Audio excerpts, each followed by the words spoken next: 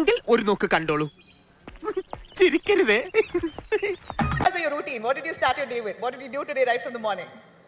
Meetings and meetings.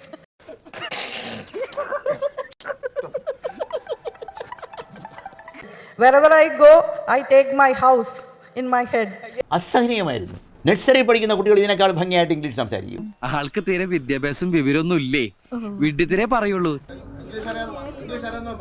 35% of the overall area of Kerala is നിനക്ക് English അറിയോ?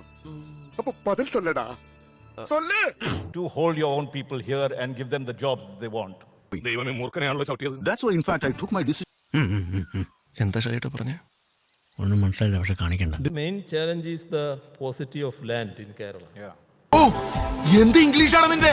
അപ്പൊ തുടങ്ങി കഴിഞ്ഞല്ലേ? Yes, from this minute, this second, only English, no Malayalam. We have the coast on one side and the hills on. I have been in Singapore for a long time. In between, there is plenty of wetland and forest land as well. OHMYDEAR. Right. 44 rivers. ഇങ്ങനെ വായിക്കാൻ ആർക്കാ പറ്റാത്തത്? ഇവൻ നമ്മൾ നാളെ എടുത്തോണ കേട്ടാ. ഇനിയുണ്ട് കാണിച്ചു തരാം. You are doing Sabka Saath, Sabka Vikas. Sir, where's the charge? പടച്ചവനെ തീവണ്ടിക്കാണല്ലോ തല വെച്ചത്. Like Prime Minister Modi says.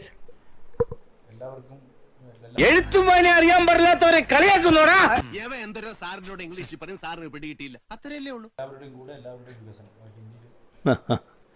ഇനി മേലെ എന്നോട് ചോദിക്കാൻ സാറിനോട് ഇംഗ്ലീഷ് പറഞ്ഞാലുണ്ടല്ലേ അമ്മച്ചാനെ ചട്ടുവം പിടിപ്പിച്ച് ചന്തിൽ വെച്ചേരട്ടെ. പോയി പോയി പോയി. അല്ല, ഇത് ഞങ്ങള് നാടിന്റെ വികസനത്തിന് വേണ്ടി നിലകൊള്ളുകയാണ്. ഇങ്ങനെ നേരെ പോയിട്ട് ആ വളവ് തിരിയുമ്പോൾ അവിടെ ചർച്ച. ഓക്കേ. വട്ടിന്റെ അപ്പനെ. Mr. Vijayan, tell me, Prime Minister Modi was in Kerala. എന്റെ പൊന്ന് ചേട്ടായി, കൂടുതൽ ചോദ്യങ്ങൾ ചോദിച്ച് എന്നെ വിഷമിപ്പിക്കരുത്. എനിക്ക് ഈ വേഷം മാത്രമേ ഉള്ളൂ. Like Judas for a few pieces of silver. Sorry, English പറഞ്ഞുതരാം. ആക്ച്വലി നേരെ പോയിട്ട് വളഞ്ഞ് അവിടെ. നമ്മുടെ രാജ്യത്ത് ജൂദാസിന്റെ റോൾ വഹിച്ചത് ആരാണ് നീ എന്ത് തേങ്ങയാണ് പറയുന്നേ? എനിക്കൊന്നും മനസ്സിലാവുന്നില്ലല്ലോ. എന്നുള്ളത് രാജ്യത്തെ ജനങ്ങൾക്കെല്ലാം അറിയാവുന്നതാണ്.